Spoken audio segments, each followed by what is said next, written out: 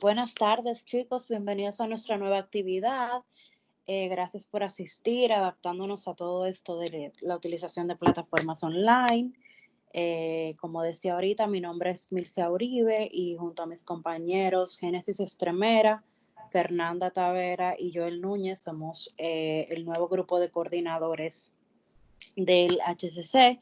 Esperamos poder aprender y que todos podamos sacarle provecho al máximo a nuestra charla del día de hoy, que es el manejo del infarto agudo del miocardio durante la pandemia del COVID-19. Como sabemos, el COVID tiene la capacidad de afectar diversos sistemas de nuestro cuerpo, por consecuente, tener manifestaciones diversas, y las cardiovasculares obviamente no son la excepción. Es lo que se conoce hoy día como síndrome cardiovascular por COVID-19, y dentro de todas las manifestaciones, pues hoy vamos a hablar sobre el infarto agudo al miocardio a cargo de la doctora Aimé Flores, quien es cardióloga intervencionista. Chicos, porfa, pongan sus micrófonos en mute. Yo los puse, pero parece que han entrado personas nuevas. Entonces les decía, la doctora Aimé Flores, que es cardióloga intervencionista. Ella se graduó de medicina en la Pontificia Universidad Católica Madre y Maestra en Santiago de los Caballeros. Se especializó en cardiología clínica en la Universidad del Salvador, Buenos Aires, en Argentina. Continuó sus estudios en cardiología, haciéndose cardióloga intervencionista en el Instituto de Neurociencia y Radiología Intervencionista en Buenos Aires, Argentina. Hoy día es médico adjunto del Departamento de Hemodinamia de la Asociación Instituto Dominicano de Cardiología y en Medicina Cardiovascular Asociada. Sin más preámbulos, démosles la bienvenida a la doctora Flores con un aplauso virtual. Gracias. Está bien, ya pues empezamos. Miren, esta charla nosotros hicimos un congreso hace unos días, el Colegio de Egresados del Instituto Dominicano, egresados de Cardiología del Instituto Dominicano de Cardiología, donde se habla sobre el síndrome cardiovascular en los pacientes con COVID.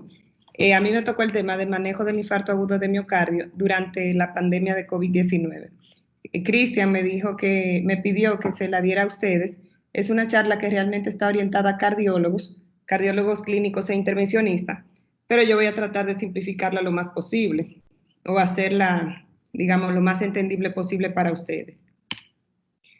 Comentaré algo sobre algunas cuestiones generales. Hablaré sobre la presentación clínica del infarto, ya sea con elevación del segmento ST, sin elevación del segmento ST o en shock cardiogénico. Comentaré algo breve sobre el equipo de protección personal, cuál es el papel del Departamento de Emergencias y del Sistema de Emergencia, y un breve resumen.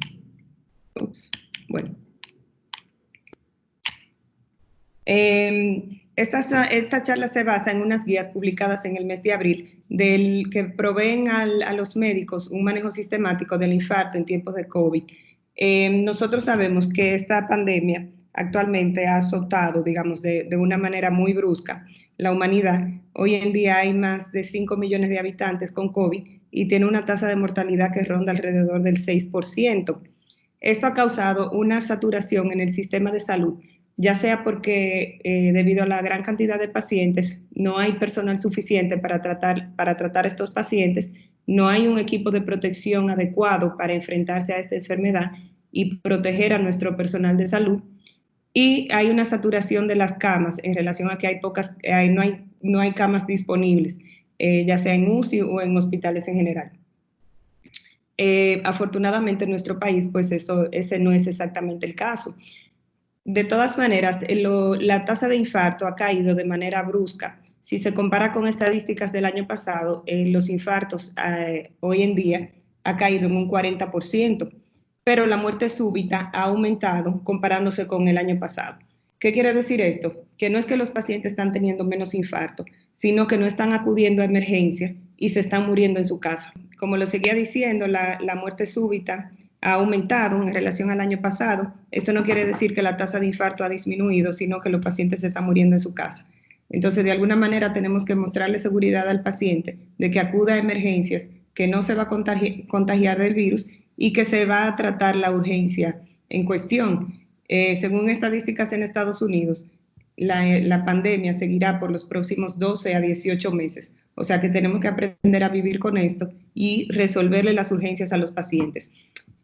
Nos encontramos en el paciente que tiene un COVID con grandes desafíos. Entonces nos encontramos con que el paciente que tiene COVID, aproximadamente un 30% de ellos va a tener manifestaciones cardiovasculares, que es lo que se conoce como el síndrome cardiovascular. ¿Qué es esto? Pues debido a una liberación marcada de citoquinas que tienen estos pacientes que causan una inflamación compleja a nivel, digamos, sistémico. Sabemos que el virus entra y se une a la enzima convertidora de angiotensina que está presente en los pulmones, en el corazón, a nivel gastrointestinal y en los riñones. Por eso estos órganos pueden verse afectados por este virus. Entonces, los pacientes que tienen síndrome cardiovascular pues van a presentar o miocarditis debido a que el virus infiltra los miocitos y los periocitos, que son las células, los periocitos que son las células del pericardio y los miocitos, las células del miocardio. Puede presentarse un síndrome de Takotsubo, que eso es nada más que una miocardiopatía por estrés.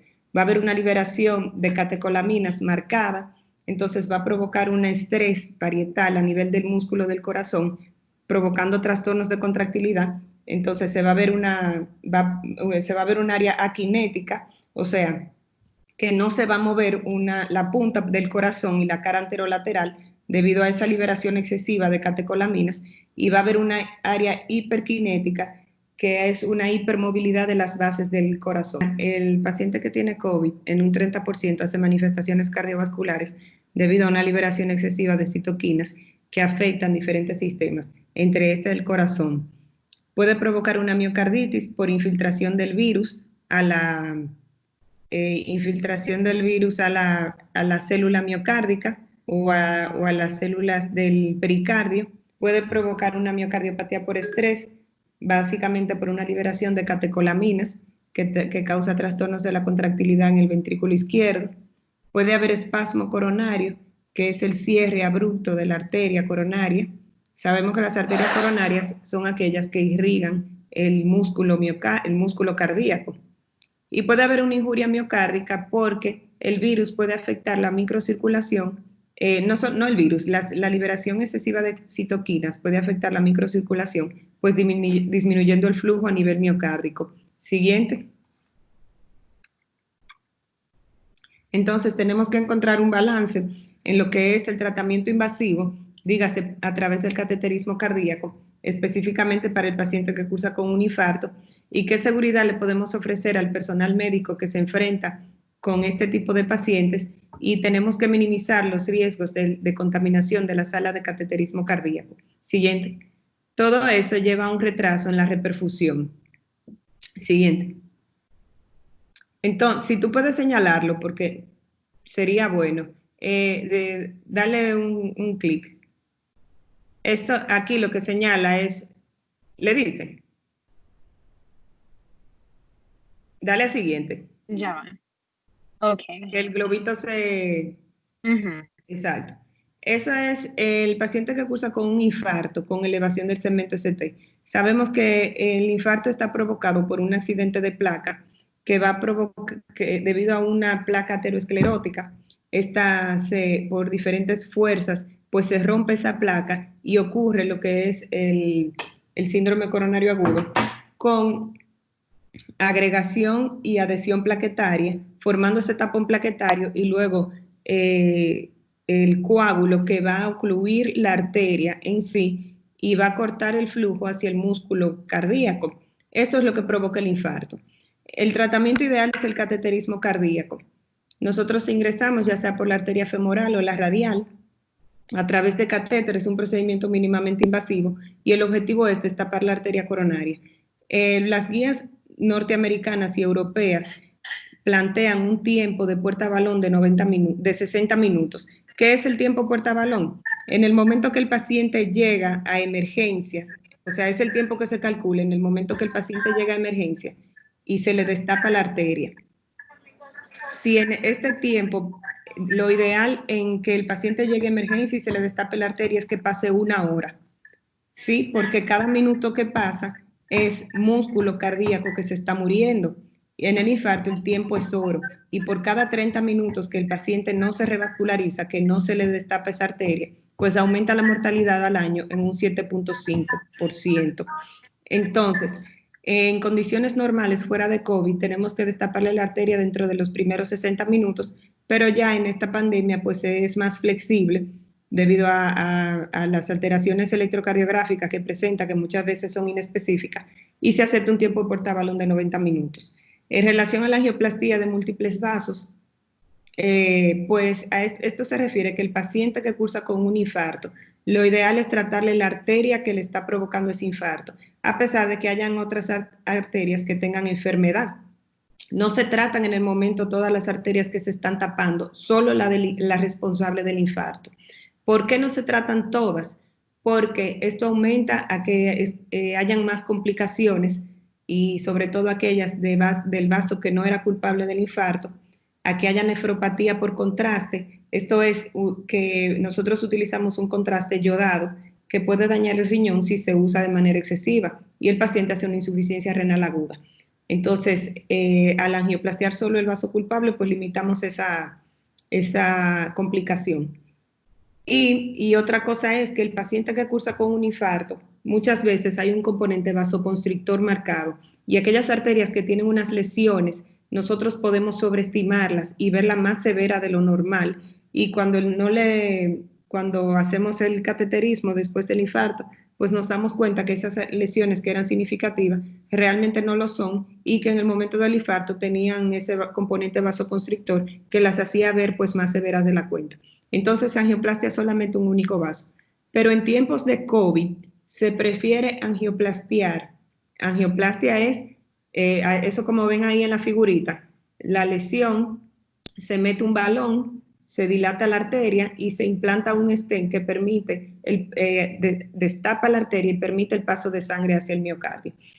Entonces, esto se prefiere tratar todo junto en un mismo procedimiento si el paciente tiene COVID positivo, porque así disminuimos el riesgo de que el personal se pueda contagiar en un segundo procedimiento programado y disminuimos la contaminación en la sala de cateterismo cardíaco. Siguiente. Todos los pacientes deben de tratarse como un posible COVID. Si no tenemos el resultado confirmado, pues tenemos que tener todas las medidas de precaución posible. Esto se está haciendo hoy en día realmente.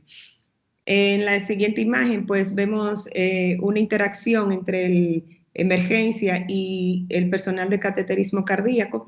Emergencia se encarga de que el paciente que vaya a cateterismo realmente lo necesite y que no estemos ante un cuadro de síndrome cardiovascular.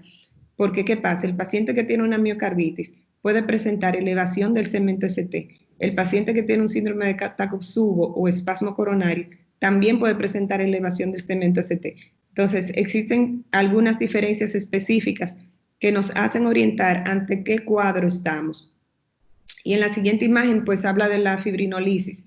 Los fibrinolíticos son fármacos que van a destruir ese coágulo que está tapando la arteria.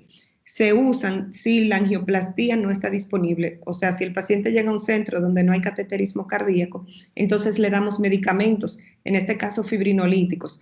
No siempre son efectivos, hasta en un 50% de los casos el paciente no se logra destapar la arteria y hay que llevarlo a cateterismo cardíaco de manera urgente. Así que lo ideal siempre será el cateterismo cardíaco. Siguiente. Bueno, mire, dale un clic.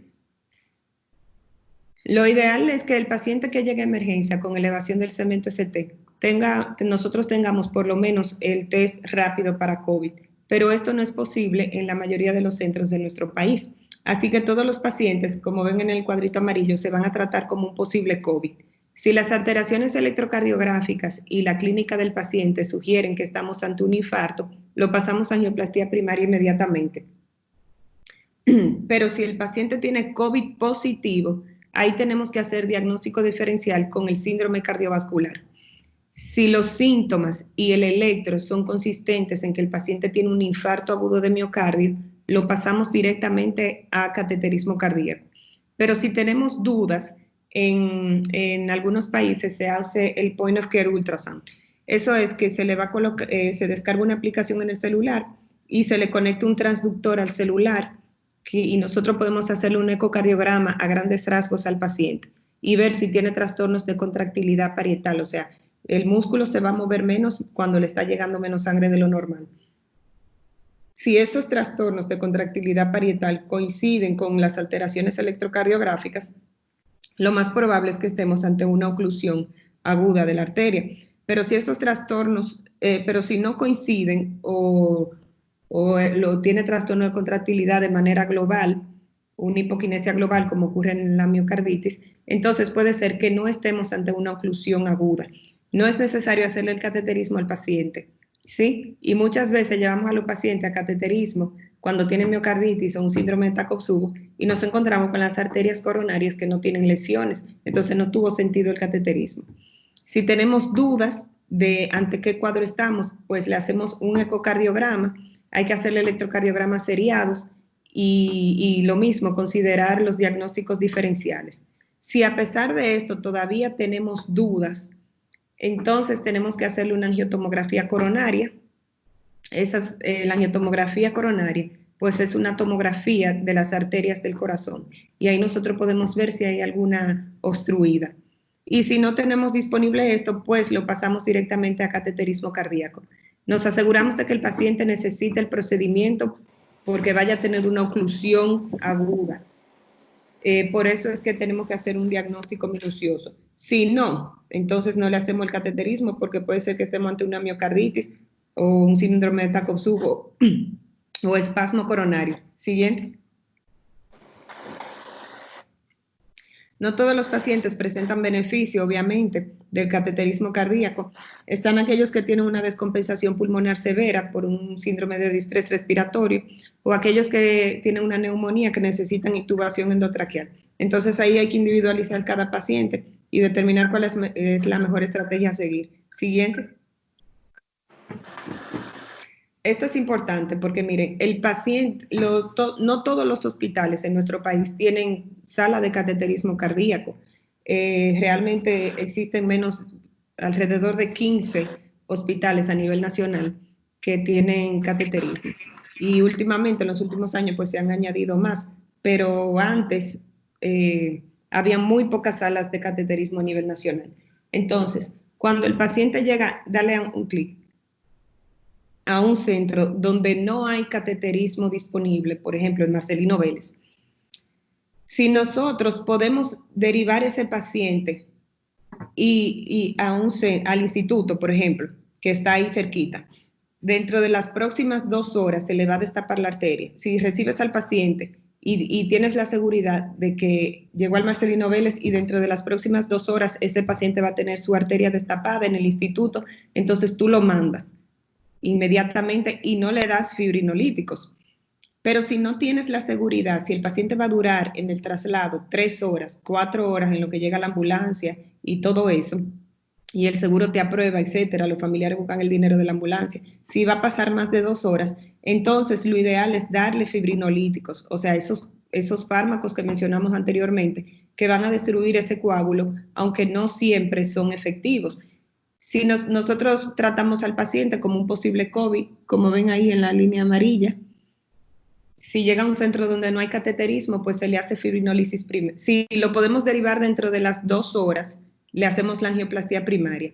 Pero si no lo podemos derivar, le hacemos fibrinolíticos. Si el paciente no tiene COVID y le hacemos fibrinolíticos, lo ideal es hacerle el cateterismo cardíaco dentro de las primeras 24 horas, porque si bien tú destruiste el coágulo que le provocó esa obstrucción arterial, dejaste la placa que ocasionó el evento en un primer momento. Ahí sigue estando esa placa aterosclerótica. Entonces necesita el cateterismo porque esa placa se puede volver a romper, el paciente puede volver a hacer isquemia, puede hacer un evento, puede continuar sintomático y lo ideal es hacerle el cateterismo. A través de la angioplastia coronaria se implanta un stent, que es una prótesis metálica como un tubito que vieron anteriormente, una mallita, que va a aplastar toda esa placa aterosclerótica y permite el paso de sangre hacia el miocardio. Entonces, eso es lo ideal. Después de la fibrinólisis, pues hacerle el cateterismo cardíaco.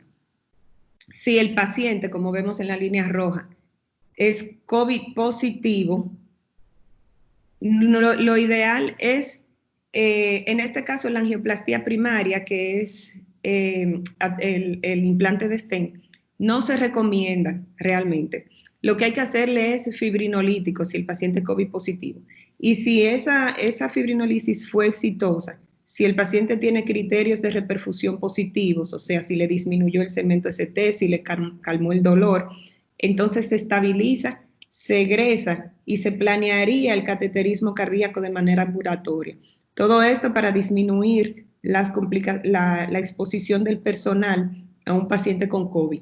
Ahora, si la fibrinolisis no fue exitosa, si el paciente sigue con dolor y persiste con la elevación del segmento ST, pues tenemos que llevarlo a cateterismo cardíaco de urgencia. Obviamente teniendo en cuenta que debemos de proteger todo el personal, tenemos que tener precaución con el contagio a través de gotas y reservarle una cama en aislamiento en unidad de cuidados intensivos. Siguiente. Estos son miren, los pacientes que cursan con un infarto se utilizan antiagregantes plaquetarios. Aparte de la aspirina, se usan los bloqueadores de los receptores P2Y12, como son el clopidogrel, prasugrel y ticagrelol. Estos medicamentos pueden interactuar con los fármacos que se usan hoy en día para los pacientes que son COVID positivos. Lopinavir y ritonavir, que ya realmente se usaron mucho al principio, pero no se están usando porque no han mostrado una evidencia eficaz en estos pacientes, interactúan con estos fármacos, con el clopidogrel y el ticagrelol. El clopidogrel va a disminuir su efecto de acción y el ticagrelol se potencia el efecto de acción, entonces hay que disminuir la dosis.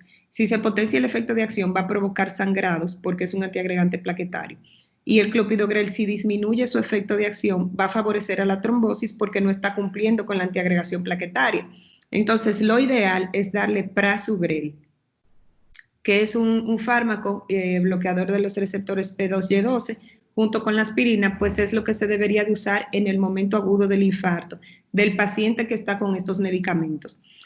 Hoy en día se está usando mucho el Remdesivir y el tocilizumab y afortunadamente los antiagregantes plaquetarios no interactúan con estos fármacos, así que no tenemos que hacer ajuste de dosis ni nada de eso. Siguiente. También utilizamos, dale un clic, anticoagulantes durante el cateterismo, como son normalmente la heparina no fraccionada, pero también se puede utilizar la heparina de bajo peso y el fondaparinux. Los anticoagulantes no interactúan con ningún fármaco que se está dando hoy en día para tratar el COVID. Y de nuevo, dale un clic. La aspirina tampoco interactúan, como mencioné anteriormente, y ahí muestra que el clopidogrel y el prasugrel, el clopidogrel y el ticagrelol sí interactúan con estos fármacos. Entonces, lo ideal es administrarle prasugrel. Todo paciente que cursa con un síndrome coronario agudo va a estar doblemente antiagregado. Aspirina normalmente y ticagrelol es lo indicado, pero como aquí aumenta el efecto de acción, entonces vamos a usar prasugrel. Siguiente. Estas son unas recomendaciones que dan las guías para el paciente que no se le hizo cateterismo cardíaco y que fue a fibrinolisis. Aquí tiene que darle varios clics porque son... Sigue, dale clic. En la fibrinolisis es lo que está indicado, dame un segundo, es lo que está indicado si el paciente no fue a cateterismo cardíaco. Ese siguiente check es que se debe de usar un agente fibrino específico, dígase tenecteplasa, alteplasa o reteplasa. ¿Qué quiere decir fibrino específico?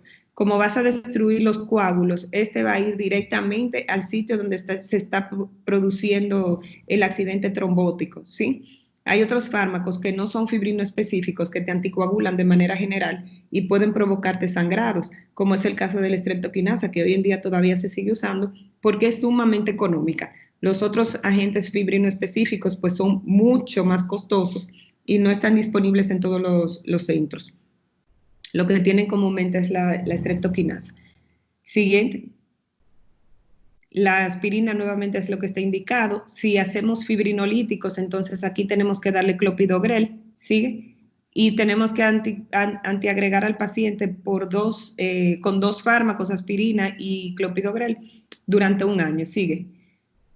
Siguiente. La anticoagulación durante la internación está indicada por lo menos hasta 8 días o hasta el alta del paciente. Siguiente. Lo ideal es anticoagularlo con enoxaparina.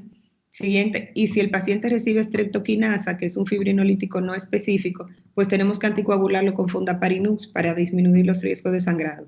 Siguiente, ya la angiografía o cateterismo cardíaco está indicado en el paciente que no fue a cateterismo en un primer momento, que se le hizo fibrinolíticos, ¿verdad? Pero si este paciente presenta insuficiencia cardíaca o shock cardiogénico, pues lo ideal es llevarlo a cateterismo. Siguiente, y si hay evidencia de reoclusión de esa arteria, donde se demuestra que la fibrinolisis no fue exitosa, pues como mencionamos anteriormente, hay que llevarlo a cateterismo cardíaco. ¿Sí? Estas son las dosis. Estamos hablando del paciente con COVID. No voy a entrar en detalle, pues son dosis estándar, se utilizan las mismas dosis, no hay modificación de dosis por la enfermedad en relación a los fibrinolíticos, la antiagregación plaquetaria y los anticoagulantes. Siguiente. El paciente que cursa con un síndrome coronario agudo sin elevación del segmento ST puede ser un poco más complejo el manejo porque el paciente que tiene COVID positivo va a presentar elevación enzimática y el paciente que tiene un infarto, uno de los marcadores que nos orienta a nosotros de que hay un infarto es precisamente esa elevación enzimática, que también las elevan los pacientes con COVID aún sin tener infarto.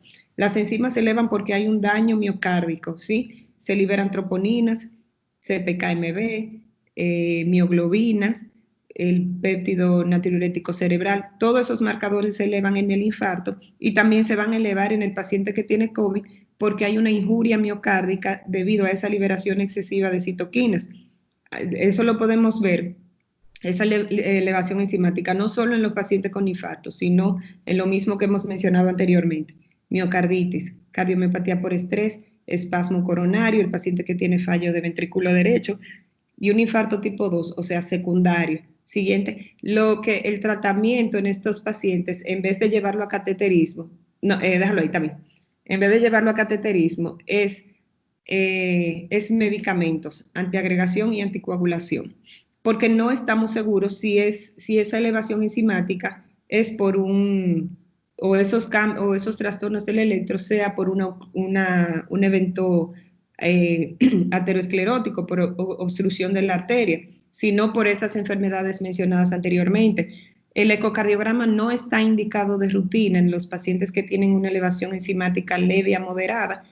Se daría o quedaría reservado para los pacientes que tienen una elevación enzimática severa. Y si el paciente está inestable hemodinámicamente, entonces ahí lo pasamos a cateterismo cardíaco. Si presenta dolor torácico persistente, o sea, no se le quita el dolor de pecho, si tiene arritmias ventriculares complejas, si hace complicaciones mecánicas del infarto, diga, si se rompen los músculos papilares, si hace una insuficiencia mitral, si hace una ruptura del septum interventricular, si hace una rotura de la pared libre del ventrículo y cae en un taponamiento cardíaco, entonces ahí sí pasaría a cateterismo cardíaco. Si el paciente hace insuficiencia cardíaca aguda, si hace cambios intermitentes del segmento ST del electro, específicamente elevación intermitente del segmento ST, o sea que se normalice y se eleve el segmento ST, se normalice y se eleve. Esto es indicador de que el paciente debería de ir a cateterismo cardíaco. Y si hay inestabilidad hemodinámica, hipotensión arterial, etcétera, shock cardiogénico. Siguiente. Este tipo de pacientes se dividen en 4 categorías. Aquellos de muy alto riesgo, que fueron los que yo le mencioné, que si hacen esas complicaciones, caerían en cateterismo cardíaco inmediatamente. Están aquellos de alto riesgo que tienen elevación enzimática, pero que no sabemos si esa elevación enzimática es por un síndrome cardiovascular o porque hay una oclusión de la arteria. Entonces tiene que tener una de las siguientes para llevarlo a cateterismo cardíaco. Que haya elevación o descenso de las troponinas, o sea, que se eleven más la troponina o que se vayan normalizando. También cambios dinámicos del segmento ST y la onda T en el electrocardiograma y que el paciente persista sintomático. Ahí lo llevamos a cateterismo, no de manera urgente, pero sí dentro de las primeras 24 horas. Aquel paciente que es de riesgo intermedio es aquel que tiene elevación de enzimas y que eso en el cuadrito amarillo y que tenga al menos una de las siguientes, que sea diabético, no es de alto riesgo, porque no persiste sintomático ni con cambios en el electro. Pero si este paciente es diabético, que tiene elevación enzimática, ¿verdad? Diabético, deterioro de la fracción de eyección y que tiene antecedentes de que se le angioplastió un stent o que se hizo una cirugía de revascularización miocárdica, si no existen esas alteraciones electrocardiográficas específicas, lo ideal es hacer una prueba evocadora de isquemia. ¿Qué es eso? Es una prueba que se le hace donde vamos a ver que el músculo, donde vemos que haya evidencia de isquemia, ya sea que no le esté llegando sangre de la manera normal al corazón o que eso mismo, que no le esté llegando sangre por una obstrucción coronaria. Si el test es positivo y hace isquemia, que hay disminución en el aporte de oxígeno, o sea, si eso se evidencia, entonces pasaría a cateterismo cardíaco. Pero si el test es negativo, se reserva para tratamiento médico. Lo mismo en los pacientes de bajo riesgo que no cumplen con las características antes mencionadas, hay que hacer un test evocador de isquemia, ya sea una prueba de esfuerzo, un ecoestrés, una angiotomografía coronaria para verlo anatómicamente si hay alguna obstrucción. Siguiente.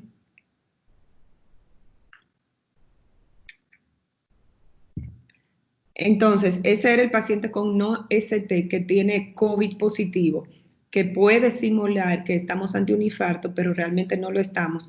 Y lo que tenemos es un paciente con miocarditis o con un síndrome de Takotsubo, espasmo, etcétera.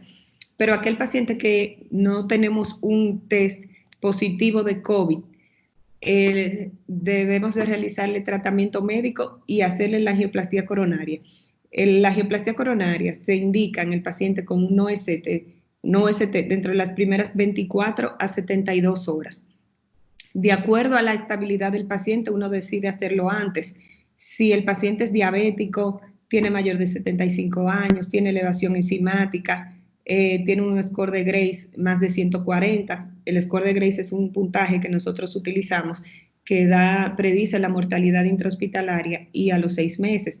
Entonces toma en cuenta la edad del paciente, si hay infradesnivel de cemento ST, si hay insuficiencia renal, si hay elevación enzimática, en fin, te da un puntaje y si es mayor a 140, pues ya hay que pasarlo a cateterismo cardíaco porque estos pacientes tienen una mortalidad a los 6 meses de un 11%, lo que es un número considerable. Entonces, si el paciente cumple con estos criterios de que tenga un score de Grace más de 140, de que sea una persona añosa, lo ideal es hacerle el cateterismo dentro de las primeras 12 horas, ¿sí? Pero si es un paciente que está relativamente estable, pues se puede esperar entre 24 a 72 horas. Siguiente. El paciente que cursa con un shock cardiogénico o parada cardíaca, pues estos son los pacientes de más alto riesgo. Primero, tienen una tasa de mortalidad sumamente alta. Segundo, es un paciente que es fácil de contagio para el personal de salud por la propagación de gotas que existe. Si el paciente hace una parada cardíaca y se reanima y dale un clic, sale con un electrocardiograma donde se constata, dale clic, elevación del cemento ST y el paciente está estable. Si está estable, lo que corresponde es hacerle un ecocardiograma para descartar que estemos ante una miocarditis o un síndrome de Takotsubo, espasmo, etcétera, etcétera. Entonces, clic, se le hace el ecocardiograma y dale clic, se lleva a cateterismo cardíaco. Siguiente.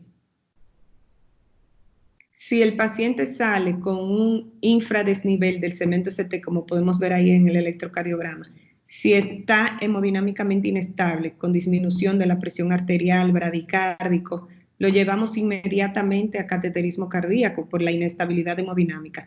Siempre tenemos que tener en cuenta que el personal debe de estar debidamente equipado, con un equipo de protección adecuado. Siguiente. Sigue, que ahí te va a señalar cada... El paciente con shock cardiogénico, lo ideal es la angioplastía coronaria y la revascularización miocárdica. Es un paciente que tiene alta tasa de mortalidad y la revascularización es la mejor opción que uno le puede ofrecer. Tenemos que estar debidamente protegidos para evitar el contagio. Si lo vamos a intubar el paciente o a extubarlo, incluso en otros países, pues existen habitaciones con presión negativa para evitar la propagación del virus y que el personal que lo está intubando pues no se contagie. La intubación debería de hacerla el servicio de anestesiología y el paciente debería de llegar intubado a cateterismo cardíaco ya, y no nosotros tener que intubarlo en el procedimiento. Existen dispositivos de asistencia mecánica circulatoria, como es el balón de contrapulsación.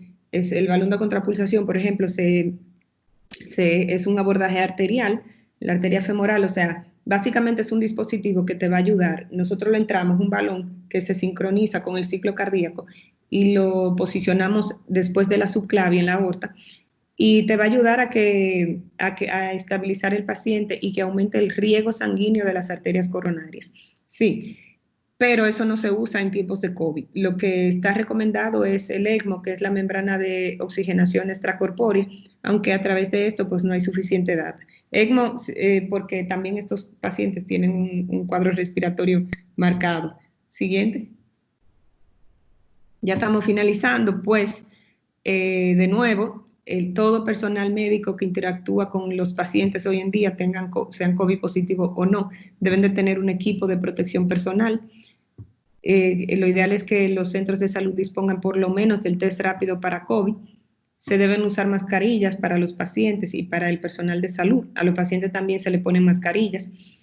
Si vamos a hacer procedimientos de alto riesgo, si vamos a intubarlo, si el paciente está chocado, si va para hemodinamia, lo ideal es que use mascarillas N95, FFP2 o FFP3. Y esto que ven aquí a la derecha, pues eso es una mascarilla purificadora aérea para intubar al paciente y así evitamos menor riesgo de contagio. Todos estos procedimientos invasivos tenemos que hacerlo con la menor cantidad de personal posible. Siguiente. Esto ya lo hemos comentado, pues el paciente que llega a emergencia, que no se sabe si es COVID o no, el triaje que tiene que hacer el médico en emergencia y es quien decide si el paciente va para cateterismo cardíaco o no. Siguiente. Y ya para concluir, pues a manera de resumen, todos los pacientes deben de ser evaluados por el departamento de emergencia. ¿Por qué hago esta salvedad? Porque en algunos países existe lo que se llama el código infarto, que la ambulancia le realiza el electrocardiograma al paciente, constata la elevación del segmento ST y lo pasa directamente a hemodinamia y hace un bypass de la emergencia. O sea, el paciente llega a cateterismo cardíaco inmediatamente. En este caso, en tiempos de COVID, pues eso se está obviando y el paciente que tiene que llegar a emergencia y ser evaluado y después llevarlo a cateterismo cardíaco. Recordando que debemos de tener un equipo de protección personal adecuado, tanto para el personal de salud como para los pacientes. Recordando que la estrategia, el cateterismo cardíaco a través de la angioplastia primaria es el tratamiento de elección. Si el paciente llega a un hospital donde no hay cateterismo, pues lo que le tenemos que hacer es fibrinolisis. Y eso que dice ahí del abordaje fármaco invasivo es aquel paciente que se le hace fibrinolíticos y que después, dentro de las primeras 24 horas, llevamos a cateterismo cardíaco y destapamos la arteria. O sea, él recibió fibrinolisis y también se le implantó un stent. Son aceptados los tiempos en puerta balón, las guías son muy específicas y muy exigentes en que se destape la arteria a la hora del paciente haber tocado emergencia, pero en estos tiempos donde hay que hacer un diagnóstico diferencial certero, pues estos tiempos pueden ser más flexibles. Los pacientes con compromiso respiratorio importante deben de ser intubados antes de llegar a cateterismo. Si el paciente está estable, pues se interna en una unidad de terapia intermedia y se reservan las camas de UCI a aquellos pacientes que están inestables. Tenemos que tener en cuenta los diagnósticos diferenciales y el paciente que cursa con un no ST lo vamos a llevar a cateterismo cardíaco dependiendo del riesgo que tenga ese paciente. Es todo. ¿Puede darle a la siguiente? Muchísimas gracias, doctora.